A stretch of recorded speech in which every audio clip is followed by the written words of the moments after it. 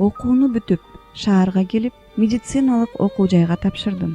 Туугандарыма жүгүмдү артпайын деп жатаканага чыгып окуумду да ийгиликтүү аяктадым.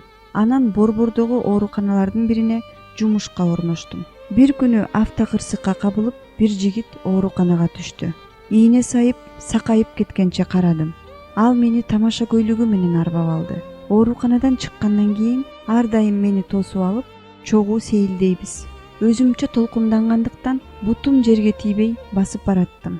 Өмүрүмдө биринчи жолу жигит менен сүйлөшүп жаткандыгымдан да ошентсем керек.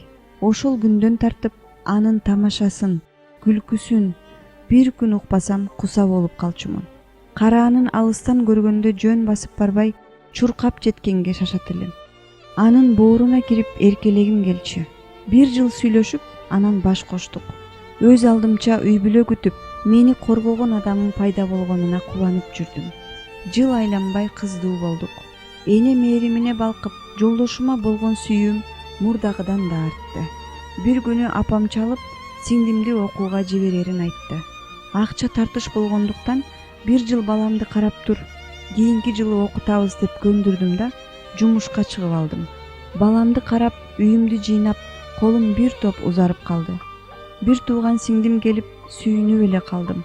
Бирок өспүрүм куракта болгон үчүнбү, мүнөзү бир аз түнт, оңой менен чечилип сүйлөбөйт. Жумушка 3 күн кечинде 3 күн күндүз чыкчумун. Мен жокто баламды карап, жездеси менен жакшы тил табышканын көрүп сүйүнүп калам. Сиңдим келип, түгөл үй бүлө болгонума кубанып, көп нерсеге көңүл бөлбөй жүрө бериптирмин. Жарым жылдай убакыт өткөн соң сиңдимдин кош бойлуу экенин билдим. Кимден экенин ачык айт деп бурчка такасам, жездем деп мукактанып ыйлап жиберди. Башыма таяк менен чапкандай нес боло түштүм. Кантип деп өзүмө да, сиңдиме да суроо бердим.